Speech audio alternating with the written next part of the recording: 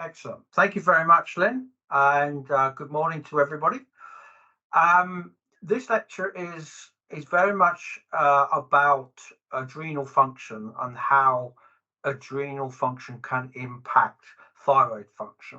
And because of that, I have made the assumption that most of you, which I know the members often are fully aware of thyroid hormones and what testing of those and how they interact with each other. I will obviously reference them, but I won't go into a great deal of detail about how thyroid works so much as how the adrenals impact thyroid function.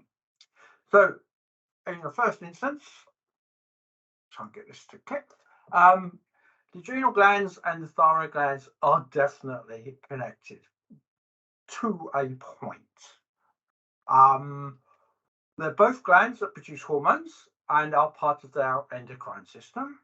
And they share a connection in that they both have a pathway which starts in the hypothalamus, which then goes via the pituitary, and then ultimately to release of hormones.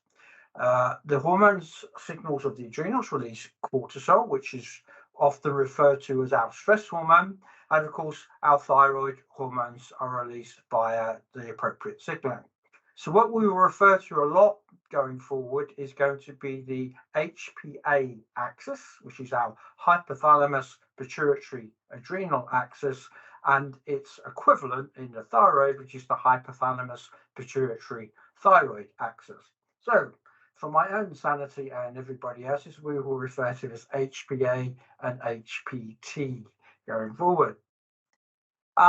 To be honest, most clinicians know that there is a complex relationship between the stress response controlled by our HPA axis and thyroid functions.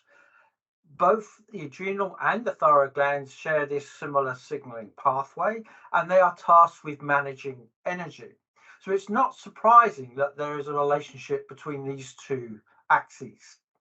Since thyroid hormone is needed for normal development and regulating metabolism in the adult, some people suggest that where there are issues with the HPT axis, it's maybe as part of a down regulation during a stress response to conserve energy.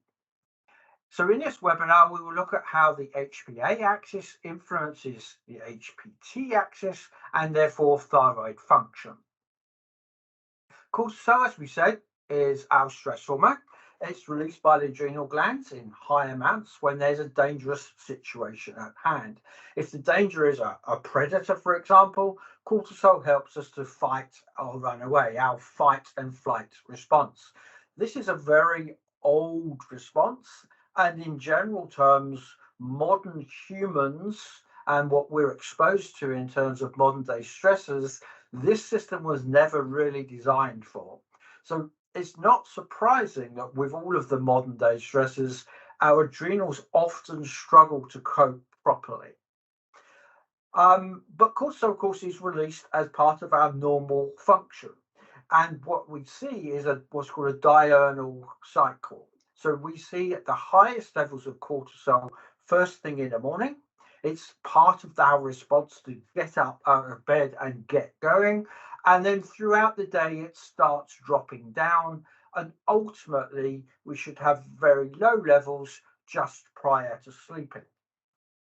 Functions of cortisol are numerous, but the main ones are it is actually an immune suppressant, as I'm sure many of us are aware. When you are given steroids or corticosteroids as a medicine, it's usually to dampen down some part of the immune response. It maintains blood pressure and increases blood glucose to give us energy. Again, it's part of that fight and flight response. And it increasing fat breakdown and fat storage. So all of that is designed for that short-term get away from danger. It was never designed to be constantly triggered, which is what we see in modern day stressors. So the activation of the HPA axis in certain stressors appears to reduce the HPT activation, but it's often in a rather unpredictable and contradictory manner. We will see later that sometimes it can make increased thyroid hormones, sometimes it can suppress thyroid hormones. What I know from research, and I have slides on other presentations to show this, is that we can show stress profiles in certain conditions. For example, PSD and in depression have very characteristic stress profiles. And we know that many of these conditions are also reported to have complex associations with thyroid function also. So the published research is limited, but evidence shows that therapies and practices that balance and improve our adrenal function can at least indirectly benefit thyroid function as well. So here we will describe some of those relationships and have a look at the mechanisms of how that can be. So to do that, we're going to need to review some of the background science of all of this. One of the key concepts of stress is that the adrenal glands themselves are the glands that are under stress, but they're the first glands to fail under stressful conditions. So they are the primary gland to deal with stress, but because of the way modern stress happens, they're often the first ones to start showing poor function. And the other thing to remember is that when we look at all of the symptoms and results of stress, most of that is related to excessive stress responses, not necessarily the stressor itself. So just to review how all of this works, the HPA axis, as we said, starts in the higher regions of the brain, and the hypothalamus will release CRH hormone as well as AVP, but we're talking about CRH in this instance, which both make their way to the anterior pituitary. And once there, CRH will stimulate ACTH, which will enter the bloodstream and ultimately cause the adrenal cortex to manufacture our cortisol hormone, but also another hormone called DHEA, which we'll talk a little bit about later. In common with all these pathways, there is a negative feedback. So in the first instance, cortisol, as we've said, is mainly around mobilizing glucose and providing energy. The cellular actions, of course, are principally mediated through genomic actions, actually, in that the release of ACTH causes changes in the way our genes work, which then causes changes to our metabolism. And as we said, there is a second hormone, which is DHEA, which we also measure in our stress profiling, because this goes along with cortisol. It sort of counterbalances cortisol. And in a healthy functioning adrenal function, those two hormones should be in balance. Where there's excess of one over the other, that often leads to problems in itself. So we have this feedback layer, so that once cortisol has been released, it is detected, and this then causes a downregulation in the HPA axis via the hypothalamus to now reduce cortisol production. So we should see a nice predictable release of cortisol in an optimal way where this whole system is functioning properly. And most of the stress responses that we are measuring are related to dysfunctions in this feedback mechanism. If the feedback mechanism can often lead to extended activation, i.e. no resolution of the stress problem, so we're producing and overproducing lots of cortisol, or ultimately when this goes on for too long, it can often go the other way. And now we see feedback which limits the stress response and starts reducing cortisol production.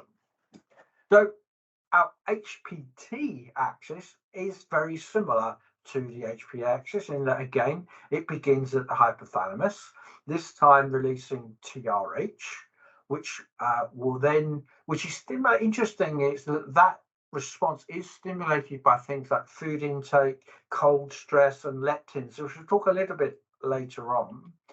And TRH is transported to the pituitary where it stimulates TSH, and TSH release, which again is under circadian regulation.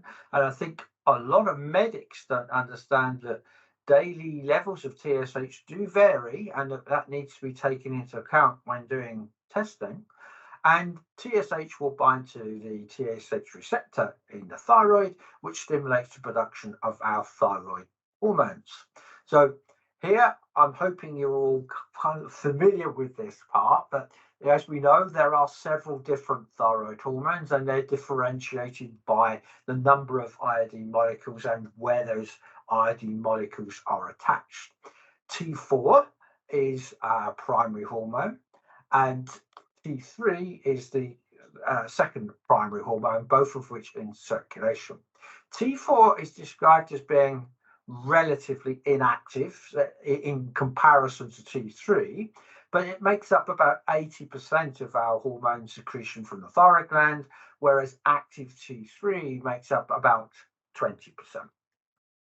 Both are bound to carrier proteins, such as thyroxine binding globulin. And this is important because whenever we're looking at hormones, whenever they are circulating on carrier proteins, and the same is true of cortisol, they're in an inactive form. That's our transport system, and the binding proteins have to be removed before the hormone becomes active. So the amount of active hormone in this case is probably less than 1%. And when we're looking at cortisol, this becomes really important in that total cortisol levels from blood sampling is often gives us a very inaccurate measure of the amount of free cortisol, which is that important point. The difference here is that blood tests have good free hormone measurements. So you'll be familiar with 3T4 and 3T3. So we have good blood tests to do that. There are no equivalent blood tests for measuring cortisol. The only way we can measure blood tests free cortisol is with very complex technology. But the answer to that problem, as we see in the end, is to measure saliva. So, conversion of T4 to T3, as we know, is accomplished by a series of deiodinase enzymes. And these are expressed not only in the thyroid, but most importantly, they're also expressed in different body tissues, and they're expressed in different amounts in different tissues. So most T3 is produced in the peripheral tissues from the conversion from T4. And as I'm sure many of you are aware, that most medics still don't understand this concept, and in medical school they're still taught that the TSH stimulates thyroids to produce T3 and T4, but they still don't get that the most important bit, which is that T3, the most active hormone. Most of that is going on outside of the thyroid. T4, T3 regulates the synthesis of TRH and TSH in one of these negative feedback mechanisms again. In addition to the negative feedback, there is also a more central regulation of the HPT axis, and this is where things like nutritional signals, leptins, peptides, can also come into regulating the amount of activation of the HPT pathway, both hypothalamus and in local tissues. Regulation is controlled by nutrient status of the cell, for example, which can alter thyroid hormone signaling activity, again by modifying things outside of our DNA and genetics. The expression of different types and amounts of these deiodinase enzymes greatly affects how much thyroid hormone activity, how much we have of those most important active thyroid components. And they occur there is also this second mechanism, which again, I believe most of you will be aware of, is that we can convert T3 to a form of reverse T3, which is a very inactive form of T3. And where this happens in excess, it's going to be at the expense of our active thyroid hormones. People talk about this as being a negative regulator of thyroid activity. Some people describe it as either inactive or an inhibitory hormone. It'd be wrong to describe it completely as inactive because it does have activity. It's just very low compared to our main hormones. It is believed that why we have dysfunction is a sort of protective mechanism. Perhaps it's a way of mopping up excess T3, which in its active form is a very active and potentially damaging hormone. So, what is the connection between our adrenal axis and our thyroid axis? Well, the mechanism of the adrenal activation influences thyroid functions has been explored for many decades. It's not actually new. I know it's often not recognized by mainstream medicine, but it is not a new concept. So I noticed from the literature back in 1997, Hans Saley Memorial Lecture. Hans Saley was one of the pioneers at looking at our stress responses and how we adapt to stress responses. And at the 1997 lecture, it was presented that the activation of our stress response axis is generally associated with a decreased thyroid hormone status. So we have decreased TSH and inhibition of that peripheral conversion to T4 to T3.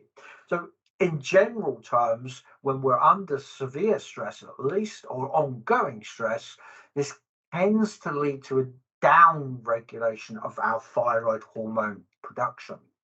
The underlying mechanisms contributing to this are multiple, in that this seems to happen at different parts of those pathways. We know that CRH, for example, will downregulate TSH production. We have a direct influence of by ACTH on TSH, direct influence of cortisol on TSH, and this influence on the conversion of T4 to T3. There's even ACTH and cortisol will both cause activation of the D3 deionase enzyme to create more reverse T3. So the influence of the stress pathway on our thyroid pathway is at multiple different levels. One thing to mention at this point is what we call inflammatory stress. So in stressful conditions, we often get the release of inflammatory cytokines, which is associated with activation of our hypothalamus, pituitary, and adrenal axis.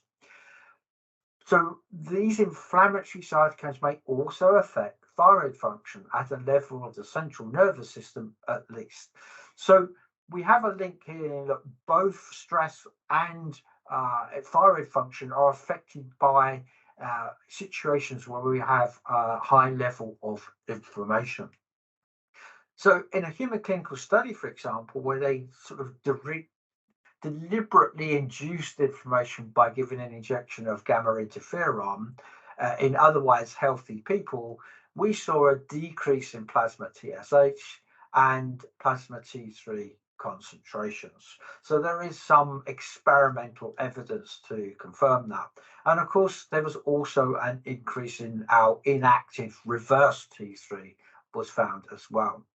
And then there's the more physical traumas, for example, surgery has often been shown to affect our thyroid axis. Surgery induces a hypermetabolic state characterized by increased cortisol also. And studies have shown that levels of TSH decrease, T3 decreases, reverse T3 increases, whereas levels of T4 tend to remain fairly stable with our increased release of cortisol. So perhaps this is an example of post trauma such as surgery where the thyroid hormones are changed. The one that doesn't seem to change too much is T4.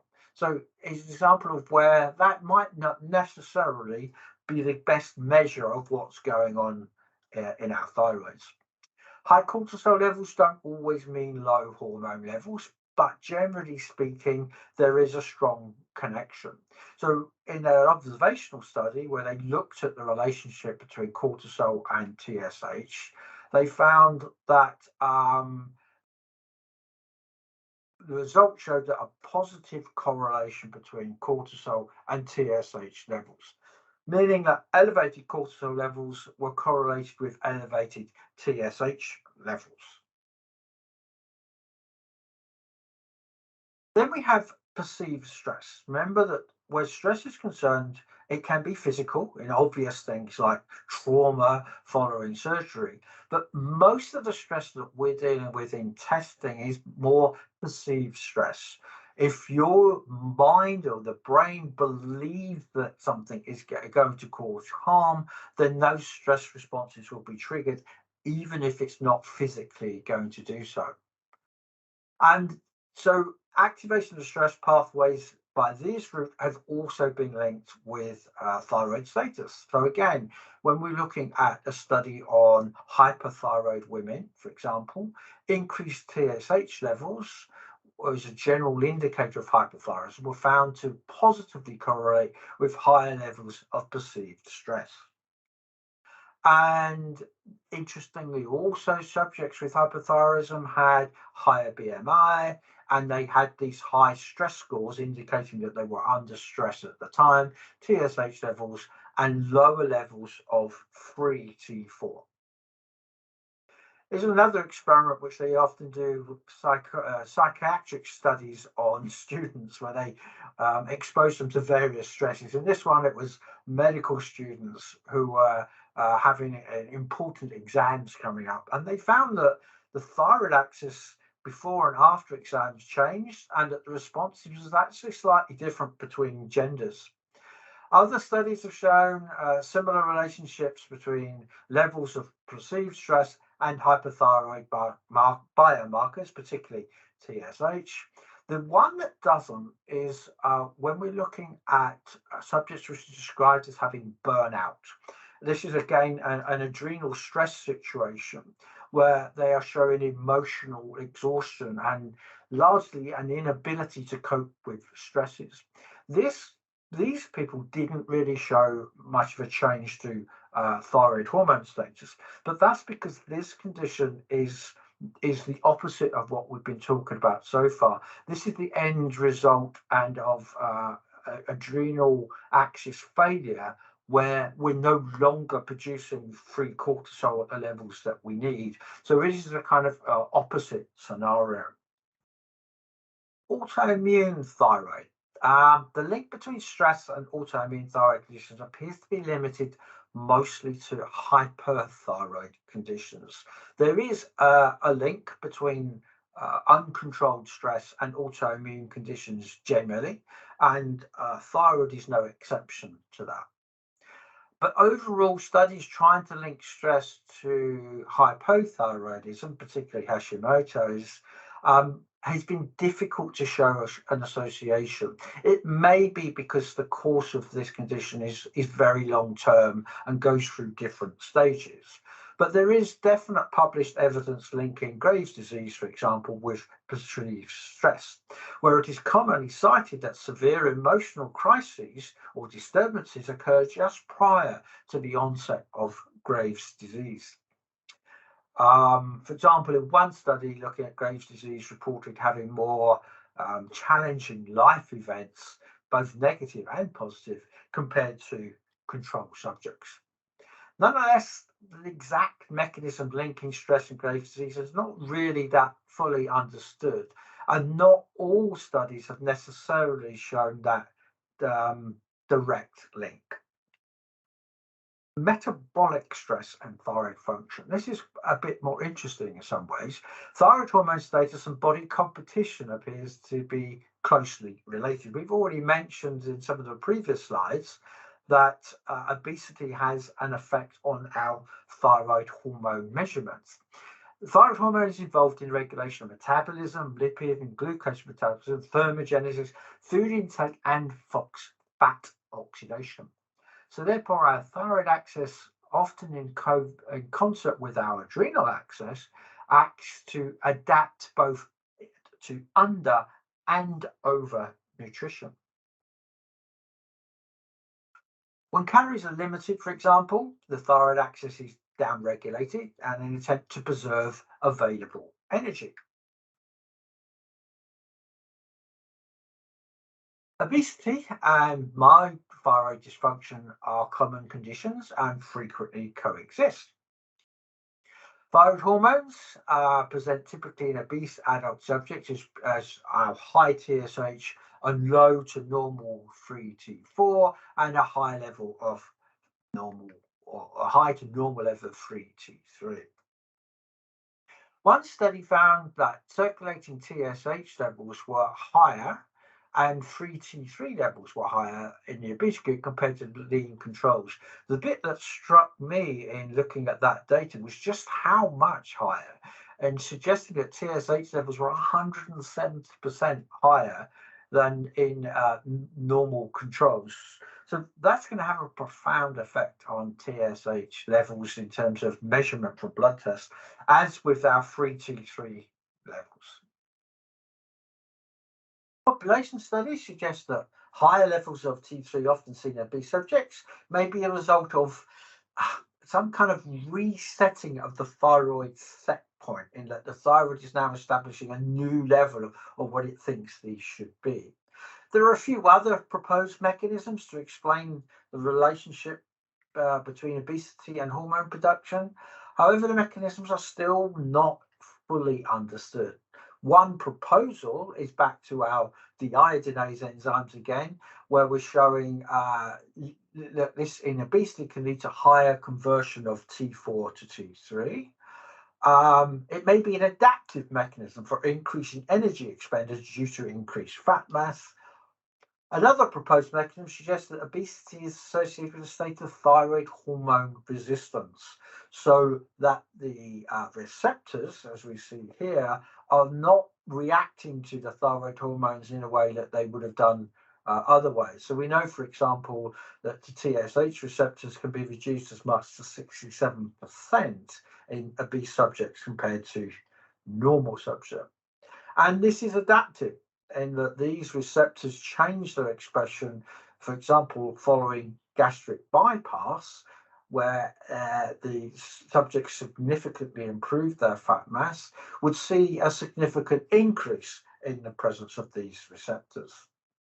BMI decreased by 33%, and this was correlated with a decreased level of TSH and 3T3. Another proposed mechanism suggests hormone leptin interacts with thyroid hormone metabolism. This is a strange one. Leptin is a hormone produced by our adipocytes. It is also involved in the regulation of body weight through hypothalamic signaling, resulting in increased thermogenesis and decreased appetite. Leptin levels increase as body fat increases. So in addition to our normal thyroid and adrenal hormone responses to starvation, leptin levels are also affected by undernutrition as levels of leptin decrease. At this point, I thought I'd present a case study. It's not a new case, I've had it for some time, but I think it highlights just how these two things go together. It is quite an extreme case, but often that's the best way to make a point. So some time ago, I'd been doing thyroid testing in particular. I came across a case of a 41-year-old female.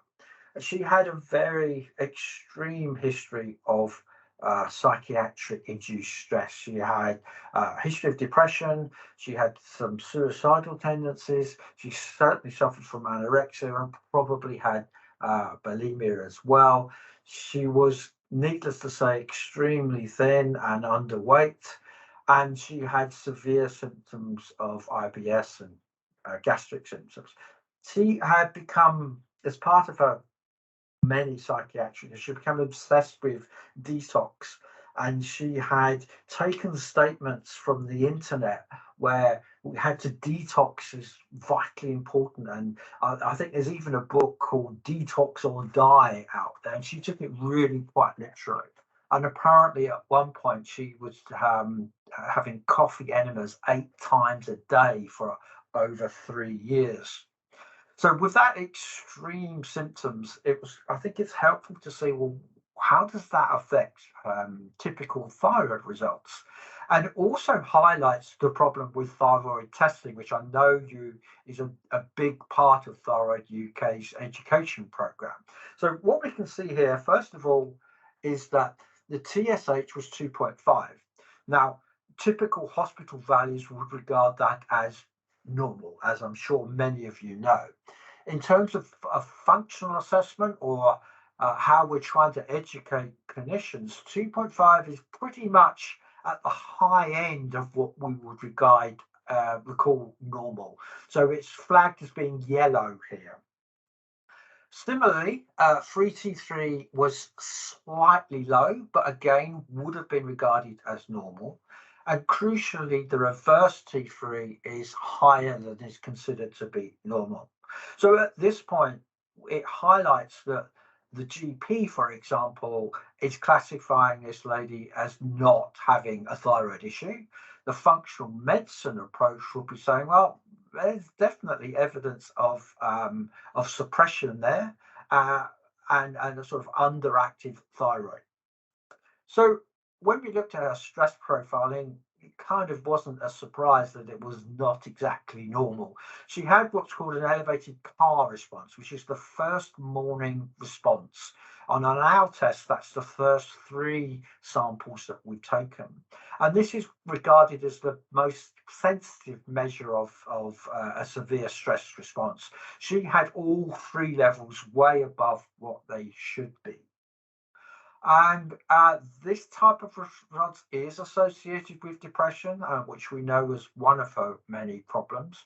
And it's regarded as a first stage of the long-term stress response. She would have had a very high levels for a long time. And what we're now beginning to see, which is when we looked at the DHEA, that system is beginning to fail.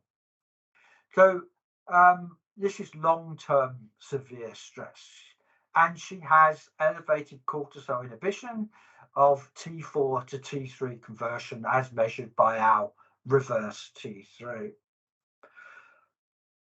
So the other thing we looked at, part of the stress profiling, would be her DHEA levels. Remember we said that DHEA is sort of counterbalances cortisol.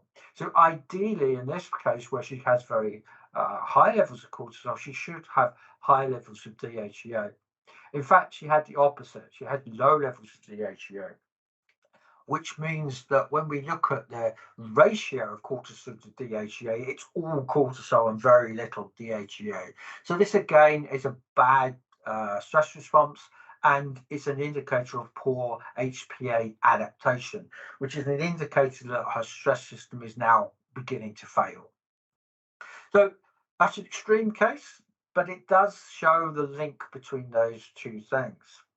At this point, I just want to introduce a study I came across a few years ago, which is looking at the relationship between clinical diagnosis and lab testing, which again, I know many of you will be very familiar with. But the value of clinical diagnosis of thyroid dysfunction is often limited, and clinical manifestations of disease vary considerably. So, you have this idea of your med students have been looked up that chapter from whatever book they're looking at says thyroid disease manifests as A, B, C. Needless to say, with most conditions, yes, it does sometimes, but it also manifests as D, E, and F quite frequently as well. And look, everybody with a similar adrenal problem doesn't necessarily have the same symptoms. So physicians in general do tend to rule out thyroid dysfunction much more frequently than they establish a diagnosis of a thyroid disorder. But this is a study I came across which I think highlights this, because this is a published work. This isn't just people's opinion. And what they did is they took 3 eminent endocrinologists and asked them to assess the thyroid diagnosis and treatment options for 55 patients who had suspected thyroid disease. So they were given their medical notes and they were able to do a full physical exam. But the interesting and most significant point is that all 3 of these endocrinologists changed their minds and altered their clinical opinion in 1/3 of those cases when they were presented with the blood test. So without the blood test, they made one diagnosis, and once they were given the blood test results, they changed that diagnosis. So an agreement on thyroid dysfunction was almost perfect when the results of the blood tests were known, compared to trying to do a proper clinical evaluation without them. Now, I'm a career laboratory scientist, so yes, of course, I'm going to say how important laboratory testing is. But this is an example where a clinician, to get the right answer, does have to order up the right tests and also be able to evaluate those test results correctly, which is also a problem.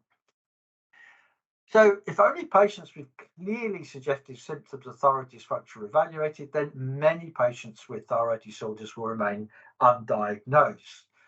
I suspect a lot of members of the Thyroid UK will be saying, yes, tell us about that. And it's imperative to implement routine laboratory screening to identify such patients so that the appropriate treatment for thyroid disorders can be instigated.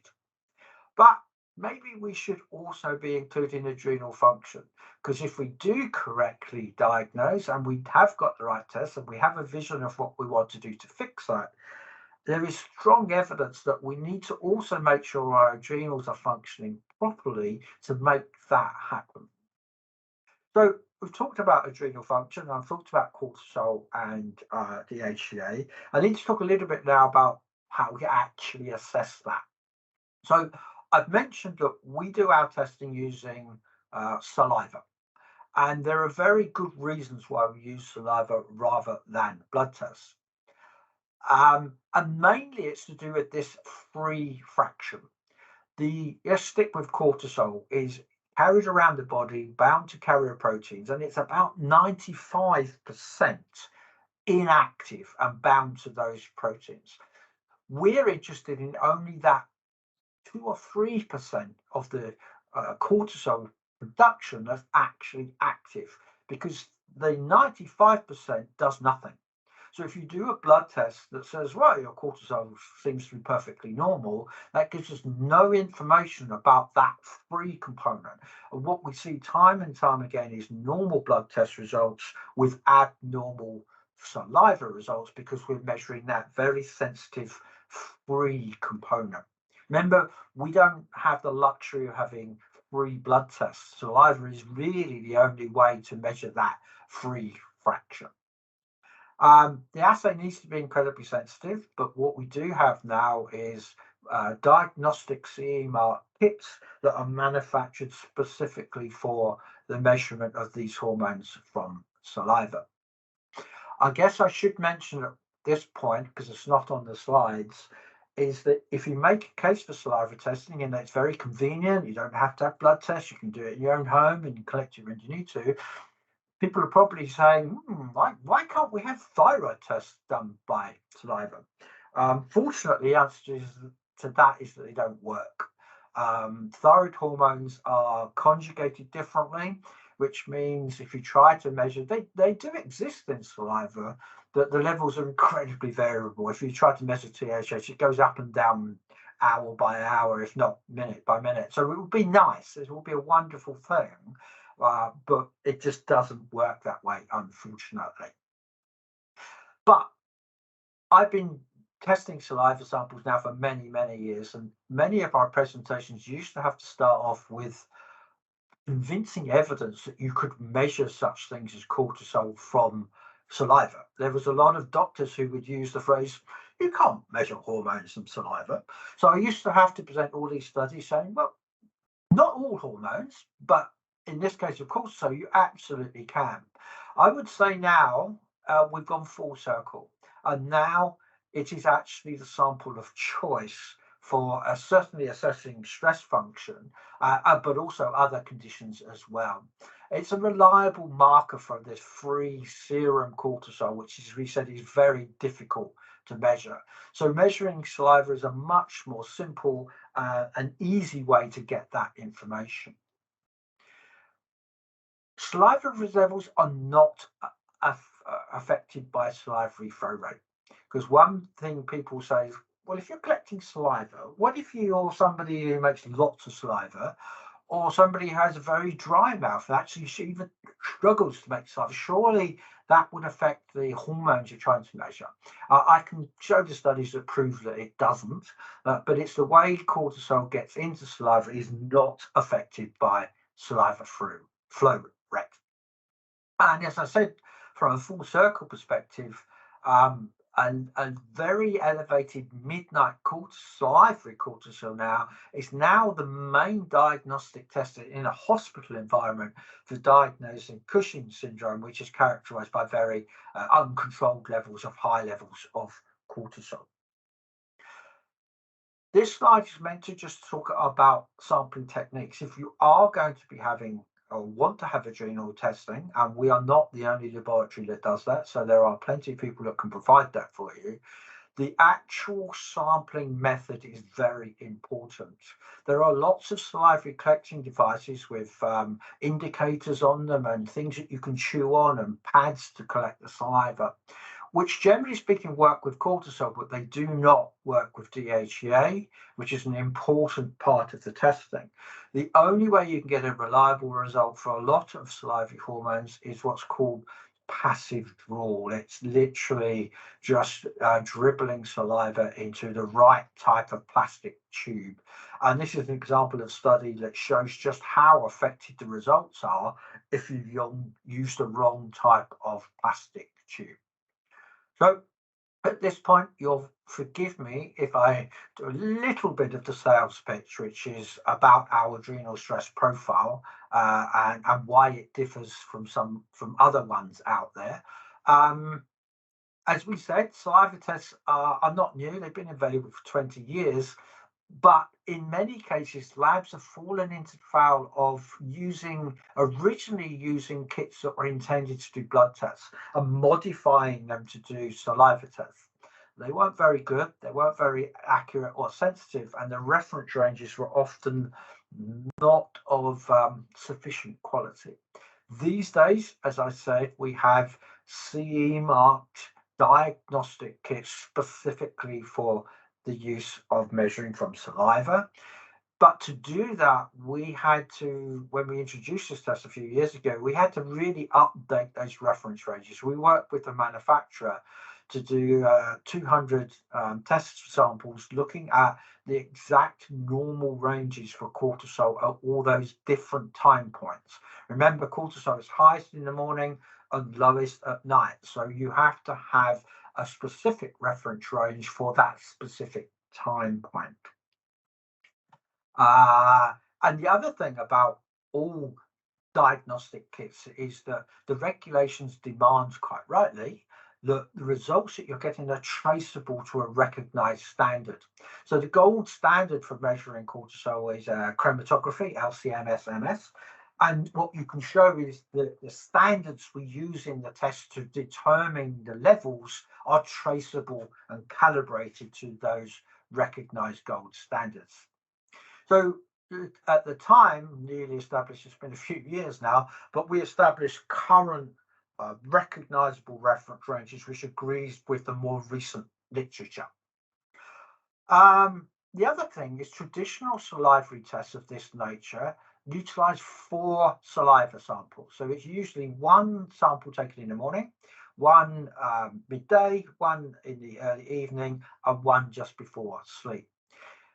More recent studies, and I've done a lot of work on this myself previously, show that that doesn't work because the first morning response, which remember that's the cortisol awakening response, or CAR, is the most important part of these measurements. So when you first open your eyes in the morning, the levels of cortisol are already beginning to rise. So what we do is we get people to take their very first sample as soon as they wake up in the morning, which gives us our baseline.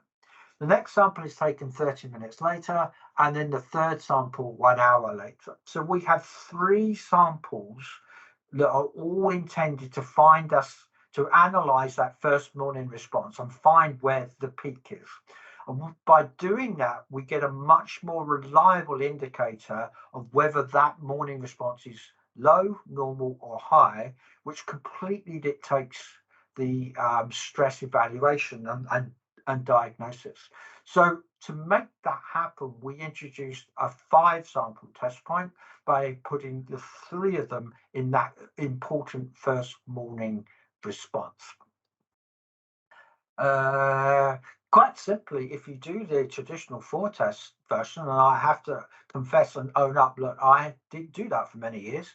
It's not depending on when the person takes that first sample, can can be either too low or too high and change the interpretation of the results. Using 3 samples makes sure we do not miss that. We try to make it understandable. So we have graphs to show you where your results are compared with normal. So this is the breakdown of the first morning response with arrows saying whether it's high or low and the reference ranges of why we are saying that. Um, Cortisol to DHEA ratio is important. That's another measurement in itself, in that if you have high cortisol and high DHEA, that's not necessarily a bad thing. It means you're probably under stress, but your adrenals are doing their function. They're working well, that the HPA axis hasn't started showing dysregulation. Where that's out of balance, that's an indicator of things are going wrong. And then ultimately, we use the report to stage what type of stress you're suffering from, how long that stress is going, and what impact it's had on the HPA.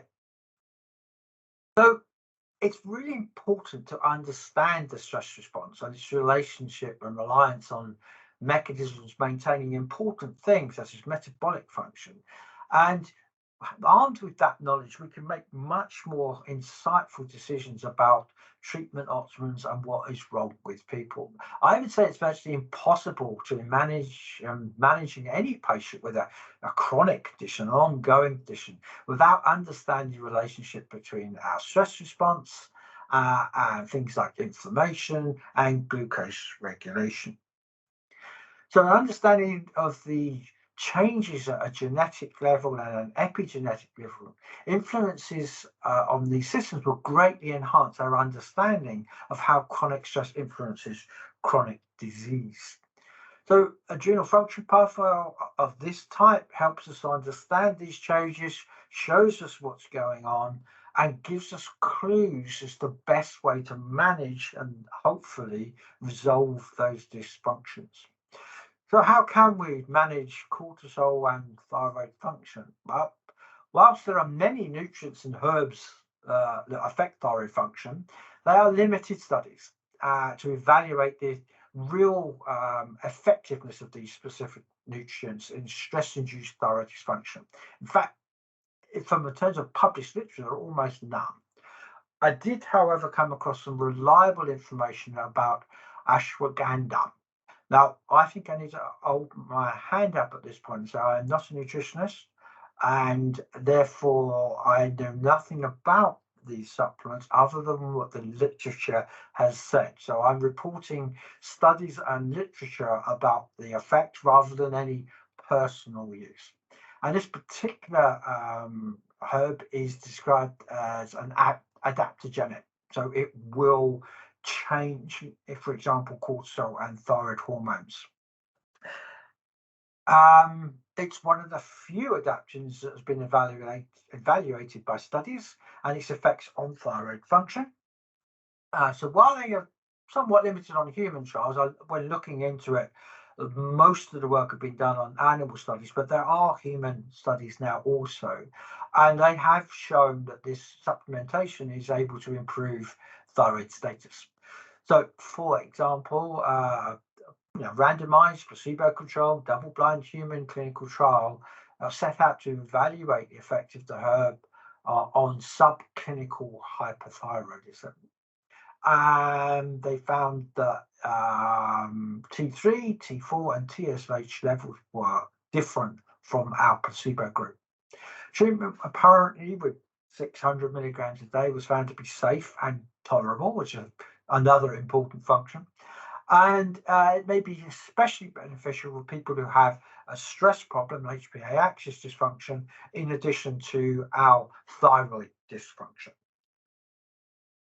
There are a couple of others, which again, I do not know anything from personal experience, but there is one called trade name called Target 1, which it basically contains his eleuthero root extract. And again, at least some studies have shown it's been able to improve burnout syndromes, which is a stress situation where our adrenals are no longer functioning properly. And it also been shown to significantly improve symptoms after 12 weeks. But also, if that's going to happen, I'll go back a bit, it could potentially help with thyroid function in that indirect way. And rhodiola, again, has shown to improve stress symptoms, such as fatigue and exhaustion and functional impairment. And additionally, literature found that rhodiola may reduce stress hormones and prevent chronic stress. So these adaptogenic herbs may be helpful. I say maybe because I haven't used them in both adrenal and thyroid support, especially at times of significant chronic stress. But what else can we do? The context is key when discussing cortisol levels, adrenals, and thyroid health. Someone with Cushing syndrome, which is a condition where the adrenals have failed, or actually the adrenals haven't failed, the HPA axis has failed, so that we're getting a continual switching on of the adrenals producing excess of cortisol. It's very different, has a very different imbalance of hormones than someone with hypothyroidism or Hashimoto's disease. In some ways, this means that treatment will differ, but there is also some things we can do to implement across the board, i.e., better cortisol management and therefore better adrenal and thyroid function. Improving adrenals and thyroid health isn't necessarily about therapies that target these glands directly. So I thought we'd take a look at some of the other factors that influence cortisol levels, adrenals, and by inference, therefore, thyroid health. So there's the gut health part. Now, as I'm sure many of you are aware from the literature and publicity, there's a huge interest in our gut microbiome. We now have technology which enables us at a DNA level or an RNA level to identify all of the bacteria and fungi we have in our gut and assess the levels of those. And what all of the studies are now trying to show is the link between different levels of different bacteria and diseases, particularly chronic diseases. And that is probably also involved in our ability for stress responses and therefore has an impact on how we handle stress, how we produce cortisol, and therefore possibly also thyroid hormone. So gut health is another crucial point. If a pathogen takes up residence in our gut, it's a significant stressor on the body, and that stressor will cause our cortisol to rise. Equally, poor digestion and poor absorption of nutrients through an impaired gut lining is another stressor that may contribute to increased cortisol levels. Now, the idea that we have increased permeability of our gut and we're letting food molecules through that triggers abnormal response is something that we as a lab specialize in testing for, which is what we call food sensitivity testing. And that's by looking for specific IgG antibodies to the food that we're eating. What this shows us is that we've got a damaged gut wall. This is letting our relatively undigested food through, which is triggering an immune response, which triggers inflammation, which causes cortisol release. And whilst I have no studies to directly show that, probably influences thyroid function. Although from memory, I think there was a fair amount of studies that have linked autoimmune thyroid disease as the causative trigger may well have been something that came from our gut originally and therefore may be related to increased gut permeability.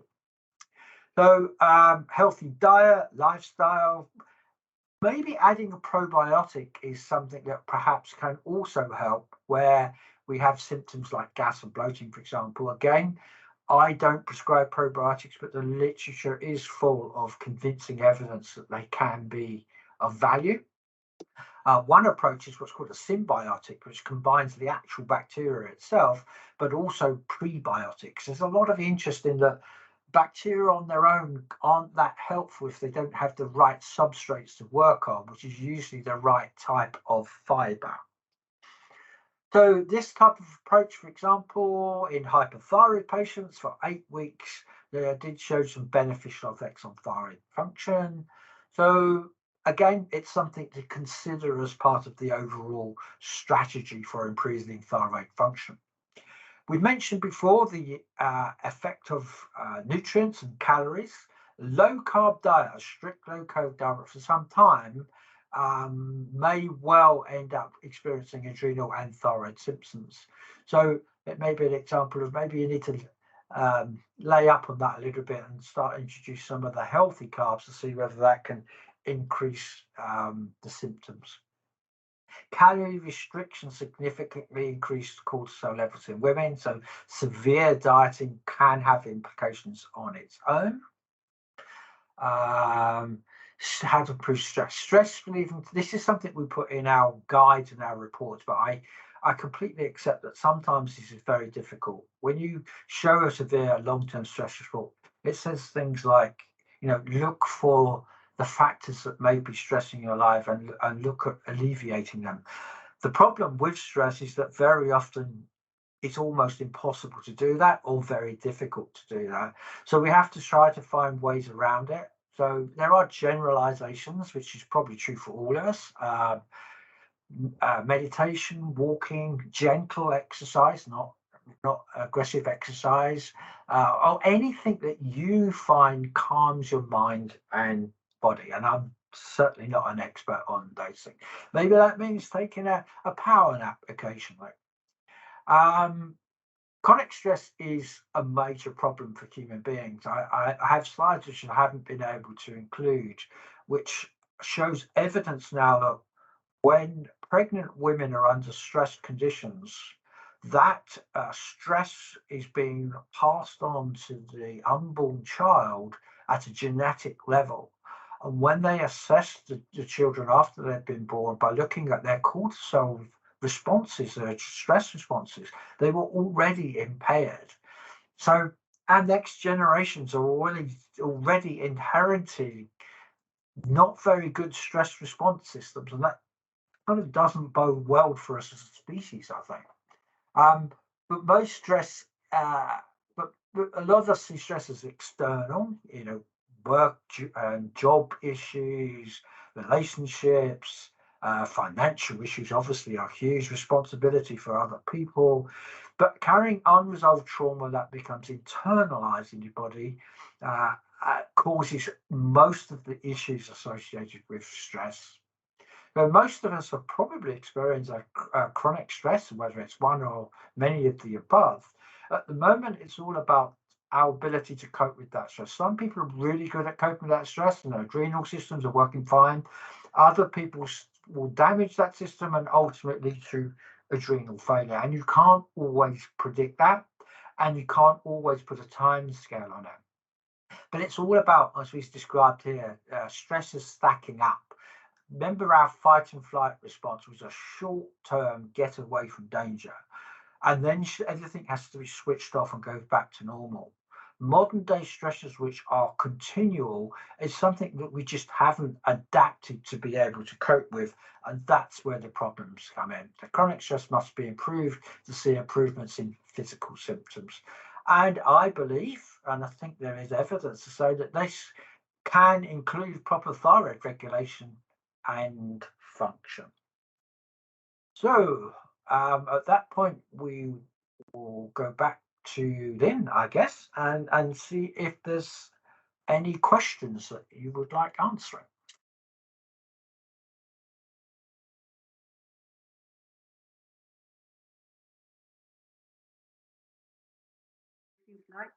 Okay, this question. Hypothyroidism, as well as being linked with adrenal issues, may cause sleep problems. So could feeling unwell on waking up also be connected with adrenal dysfunction? Almost certainly. Much of adrenal testing is that cortisol awakening response.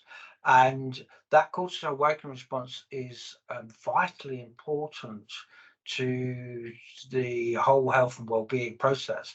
So what we see in severe stress is the cortisol awakening response is somewhat impaired. So you don't get that cortisol kick in the morning until that's going to start leading to severe fatigue, for example. And in chronic fatigue scenarios, they did do a study on that and found that most chronic fatigue patients have a very poor awakening response to cortisol. That is considered to not be the cause of chronic fatigue, because I think it's multifactorial, but it doesn't help. It's part of the cycle of fatigue. And so we see people with disturbed sleep patterns. So what happens is that you're waking up several times during the night. Your adrenals are now completely confused about what your wake up time is. So you're having short spikes where there should be big spikes, and other spikes occurring where there shouldn't be. So disturbed sleep pattern has a profound effect on our awakening response. And if the adrenals aren't working properly, then that does impact other things, and we believe that will impact thyroid function too. She also goes on to ask, is there also a connection with migraines? Oh, probably. That doesn't sound very definitive, does it? Our specialist area, as I've briefly mentioned, is food sensitivity testing. So where you have increased gut permeability, lots of antibodies which trigger the inflammatory pathways, that's strongly linked with migraine, as it is with IBS. So there are inflammatory conditions. If you have inflammatory conditions, they are going to be a stressor, which is going to affect the stress response. So probably, I don't think I have any direct published relating stress to migraine, but I can't see why. I can see why that would be potentially involved as well. Oh yeah, that's bringing in lots of things. Hashimoto's and development of thyroid antibodies. Yeah, I don't think there's anything definitive on that, is there? I'm sure you've looked into it for yourself, and look, from memory, there's the obvious link with the availability of strontium, and there was links with a particular bacteria, which Yersinia, I think, was linked at some point. So selenium, I believe there was some studies which suggest, I think there's the opposite, was selenium excess could be related to reducing thyroid antibody responses. We had some slides earlier that were more to do with Graves' disease rather than Hashimoto's, but I think that the evidence may not be there published wise, but I'm sure that's because it's a complicated scenario to look at. I think you mentioned heavy metals. Heavy metals is a very contentious issue with everybody. From a functional medicine perspective, there are tests to show you just how much heavy metals most of us are carrying around in our body tissues, which can be quite scary. The effects of that are potentially numerous, I would have thought. Though I don't think I have any, you said about mercury, for example, there's a lot of studies looking at mercury in relationship to brain function. Does it cause abnormal brain function? Well, what if it's damaging the bits that tell your thyroid to produce hormones? Then now that's going to impact how your thyroid works. But the generation of autoantibodies, including thyroid autoantibodies, is still one of those big unknowns to medicine. We know it does it. We can test for it. And we can treat it with sledgehammers by using steroids, but there's still no real answers as to why we effectively produce antibodies to self. So I don't think that very helped your question, but I think the answer is we don't really have those answers. Thank you. So the next one, Heidi, I think with Andrea. Yeah. You see that? I look forward to the webinar, as I have both Hashimoto's and hypothyroidism and secondary adrenal insufficiency. However, Prof. Prince of Sheffield Hallam was never able to advise me for certain if there's a connection between these two. Eventually, I was able to wean off again of hydrocortisone, but my cortisol levels still are low, albeit within range, thus deemed not required to be treated. I'm at a loss on what I should expect of my new endocrinologist, as they just keep changing, and some are telling me I don't need much monitoring. Right. Yeah. This is going to be a bit negative, I think, in that I would be really pleasantly surprised if your endocrinologist, as in the NHS system, is going to encompass adrenal testing of the nature I've been talking about. So if they do take any notice of your history and what you're talking about, they will probably order out blood tests. I would be really concerned that those blood tests would probably show normal, which would not necessarily reflect your cortisol status and profiling. So I've tried not to shamelessly sell things, because unfortunately adrenal testing off the top I'm talking about is only available for private, and you have to pay for that and you have to make your own decisions.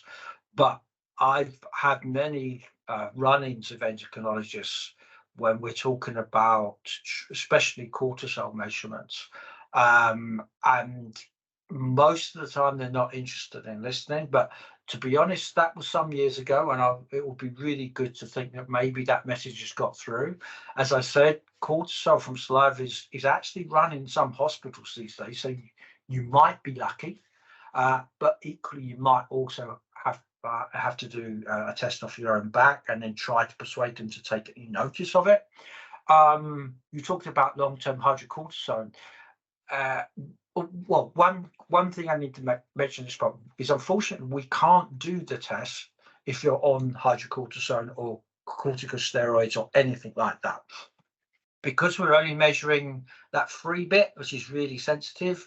If there's even a whiff of hydrocortisone that you perhaps stopped several days ago, it will be so high on our test it would be unmeasurable. So our test isn't useful to you until you're absolutely sure you don't have any external cortisol, hydrocortisone, or anything like that in your system. Then we can see precisely what your own adrenals are doing at that point, if that makes sense. But everybody knows that long-term steroid use, it may be fixing some problems, but it always creates other problems, and that has to be certainly looked at when we're looking at these conditions. Does that help?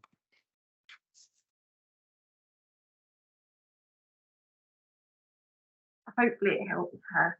Yeah. Elite K Playfair is the next question. Any plans for an NHS pathway for thyroid patients relating to stress and other impacts on patients' lives throughout the pathway from diagnosis to optimal, i.e. menopause, HRT, and blue my adrenals? Oh, I don't know. As I said, in the 30 odd years I've been providing salivary hormone testing, we have gone through, you can't measure hormones from saliva, to saying, well, actually, okay, maybe you can, but we don't believe it means anything, to, well, actually, the entire research world is using it, so perhaps it does mean anything, to where we are right now. I know that some hospitals are using salivary cortisol for diagnosing Cushing's disease. But I think what we're saying is, but are they doing this adrenal profiling? Are they doing multiple samples to look at the profiles? That hasn't made it into the NHS yet. I would really like to think it could. From a lab perspective, because I've worked in NHS labs as well, it fulfills all the criteria. They are diagnostic kits to do the testing.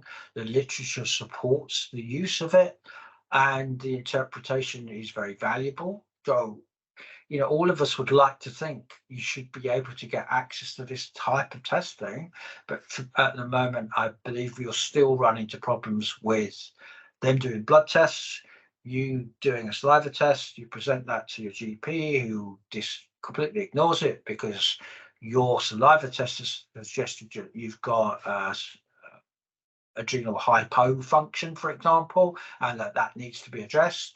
And the blood test is completely normal, so it will just get ignored. I have seen scenarios. There's a test called the synaptin test, which is a hospital-based test. Look, when you finally persuade the doctor that I really want my adrenals checked out, they will reluctantly refer you for this synaptic test, which injects you with, it gives you an injection of ACTH, and then does blood tests to monitor your increase in cortisol. And what it usually shows is that your adrenals working fine. And they have no understanding that that is a completely irrelevant test when looking at vaginal hypofunction, for example. That only works if you had Addison's disease. So all it's saying is you don't have Addison's disease, but it gives you no idea about function because they give you so much ACTH, even the worst functioning adrenals would kick out some cortisol. So again, you've had this test which says it's fine, and at that point your doctor's not interested in doing any follow-up tests. So it is a problem, and I completely understand it, and I'd love to be able to get this type of testing into a hospital environment. But I guess don't hold your breath.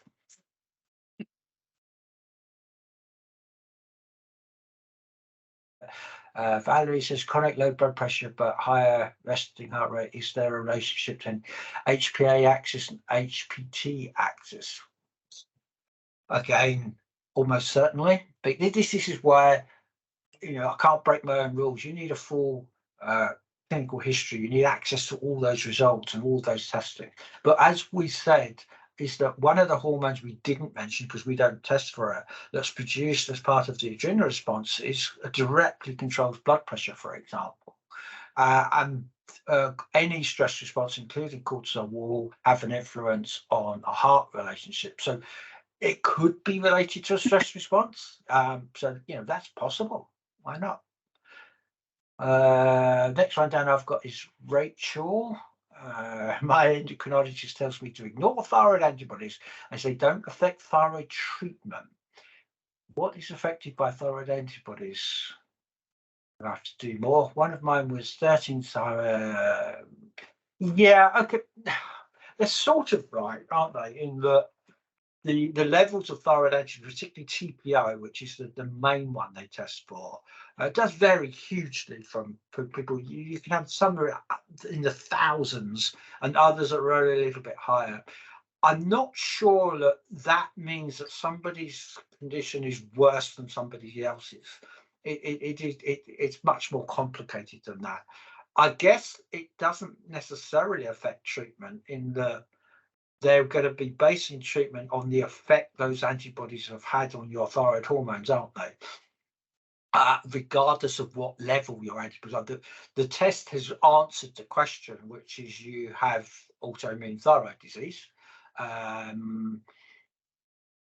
But I don't know there's any specific strategies in fixing the level of thyroid antibodies, for example. I think there were some studies that said if you took the right amount of had the right level of T4, that I think that was more preventative, and that was one of the reasons why people make antibodies.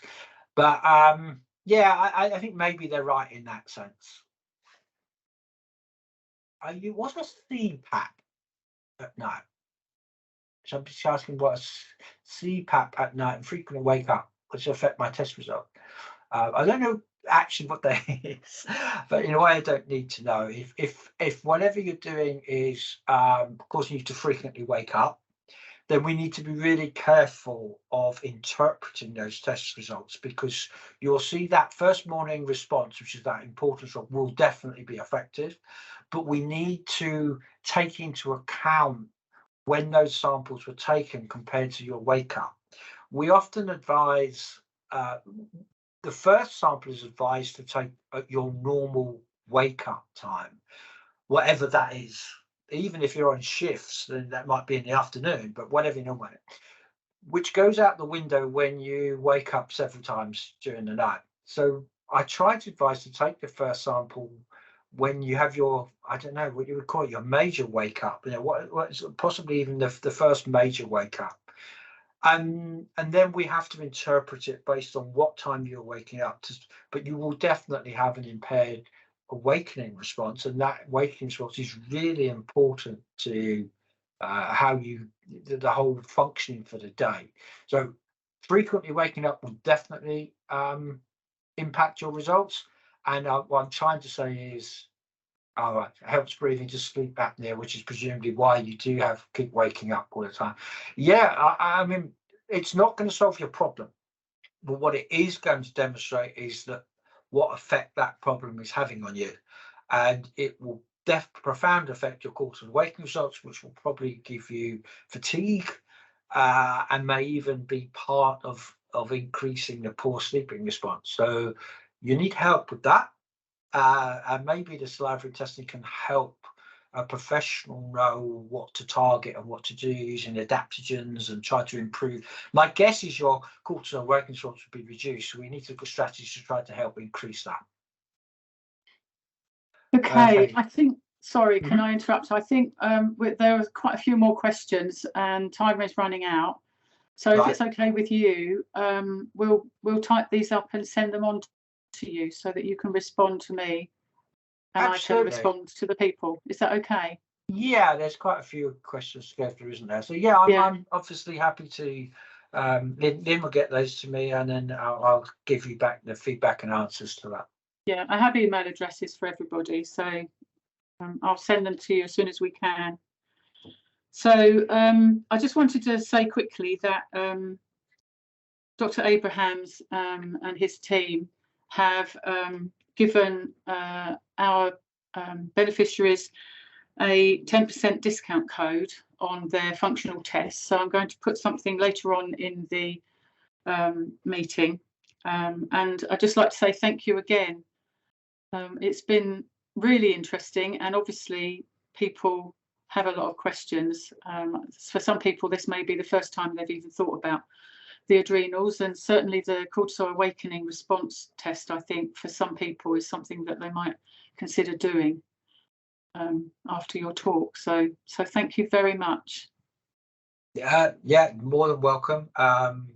Yes, it was perhaps optimistic to introduce a whole new testing in a lot of slides in one go, but you know, obviously there are lots of questions there, so there's obviously interest and things that will get answers. So we get those answers back and take it from there. Thank you very much.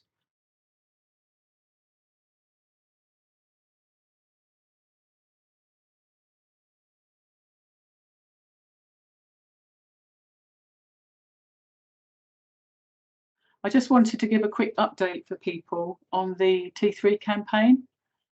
And if some of you are not aware of what T3 is, it's another hormone that the thyroid produces. And we know that for some people it converts at different rates. And for those of us that have no thyroid or it's been destroyed by the antibodies, we don't have any T3 in our thyroid to begin with. I think Nigel was saying that our thyroid produces about 20%, but without a thyroid, you're not producing even that. So liothyronine is a T3 replacement medication, but unfortunately, due to cost, prescribing is restricted, even though the cost has actually come down quite a lot over the past year or so. And we're just fighting all the time to try and enable people to access T3. The Competition and Markets Authority found Advance charged excessive and unfair prices because they hiked the price of liothyronine up for absolutely no reason. And they and the two private equity firms that they were working with were fined over £100 million. So it is much cheaper, but unfortunately, both NHS England and the British Thyroid Association have updated their guidance, which we think needs to be changed. And we are working with the other thyroid groups to try and do this. But it's really difficult. Currently, they're not really listening to what we're saying. They don't believe that patients need T3 often. And so it's really, really hard to get it prescribed. You have to visit an endocrinologist, and sometimes it's difficult to get an appointment to an endo.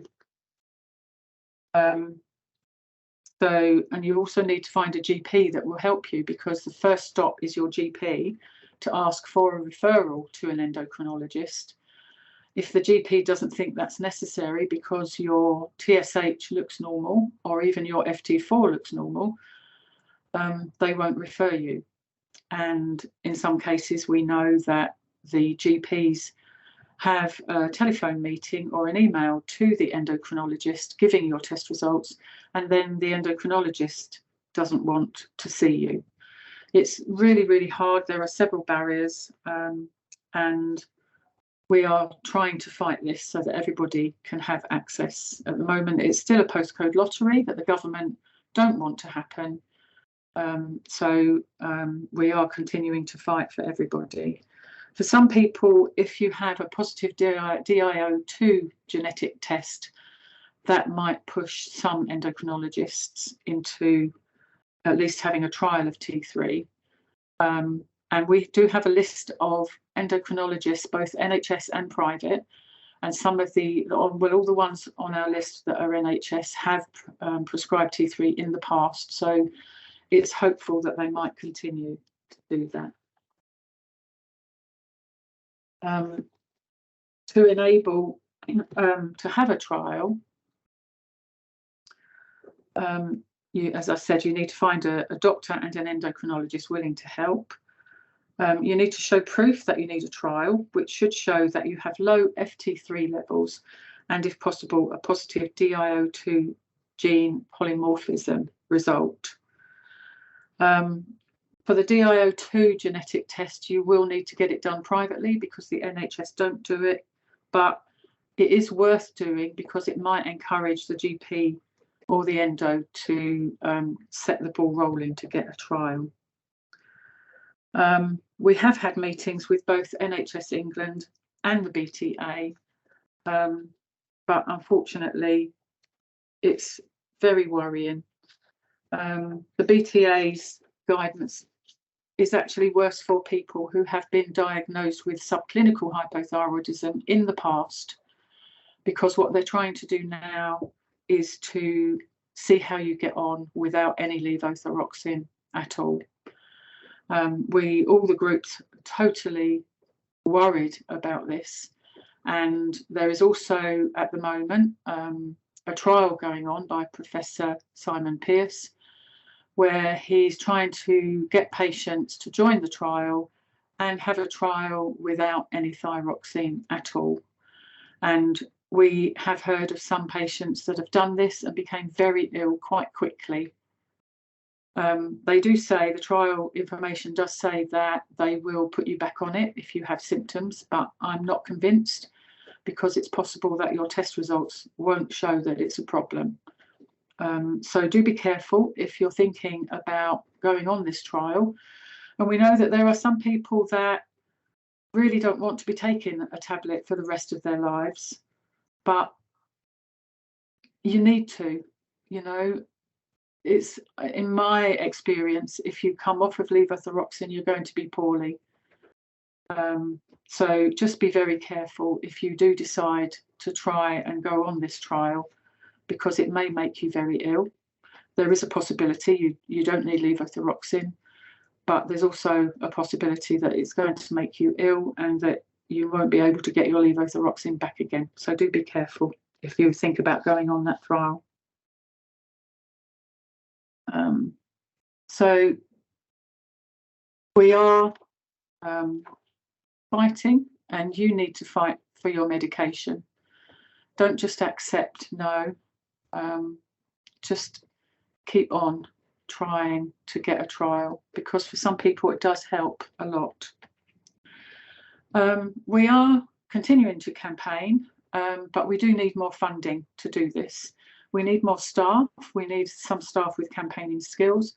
There are actually only 3 of us that work in Thyroid UK. I know we look massive because of what we have online, but actually there are 2 part-timers and myself as the only full-timer. So we do need more staff, and one way of getting this and to enable us to campaign more is if people donate. All you need to do is either click this link when you get the presentation, or just go to our website and click the link to donate on the top right hand corner.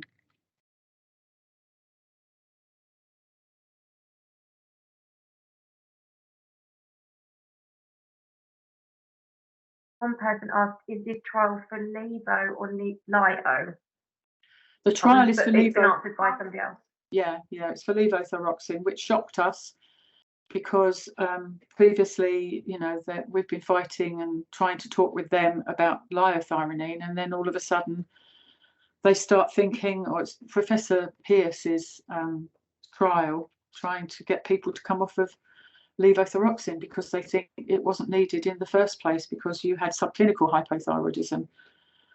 But to my mind, there are two types of subclinical hypothyroidism, and one is with symptoms and one is without. And we do know that some people didn't need to be put on levothyroxine in the first place, because I've had people come to me who had a woman's health check and they were put onto levothyroxine and it made them ill, whereas they weren't before. So we do know it happens, but in the main, people with subclinical hypothyroidism and symptoms do need treatment.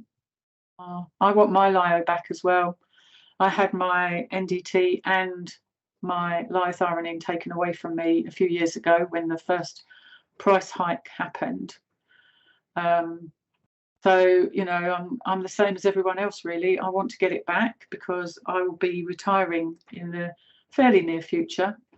And whether I will be able to afford my NDT at that point is another matter. Colin Dine is a really helpful endo, and he believes that people need T3. So he is doing his best. And there is a trial that's going to be ongoing soon. And I'm on the steering committee for patient participation. So I'm hoping that we can make sure that the trial is correct. We did have meetings about the protocol for the trial. We had some good input on how it should be run, which they accepted. So I do have high hopes for that one. Oh, thank you, Maureen. I guess I'm just I'm awkward in the fact that I don't want to leave until something is sorted out. I've been doing this a long time now. And I'm really hoping that change will come once we get more people and we need more doctors to help us, to be on our side, if you like. I'm currently taking a T3 dose of 25 at 3:30. Well, I've had moderate success so far. Is this a mechanism you are aware of? I'm looking to take a 30-gram dose to improve things further. I have been aware of the CAR test, and that's one of the reasons I wanted to do this webinar. It's not my forte, the adrenals, I will say, but you know, I know some information, but I might be able to ask Nigel that question and see what he thinks, if he has an answer. But I do know a lot of the private GPs understand adrenals much better than NHS GPs do. Shorts and Aston tests, my understanding is that they're not very pleasant. And in our information that we had a chat with the Pituitary Foundation doctors, and it does say in there that even if it comes back negative, you cannot accept that as true. So it is a step that you can take if you have severe or severely low levels of cortisol. Okay, I think that's about it really for today. So I'd just like to say thank you very much for listening, and I really hope that this is helping you to move forward and be able to get better from some of your symptoms anyway. So thank you very much, and hope to see you again soon.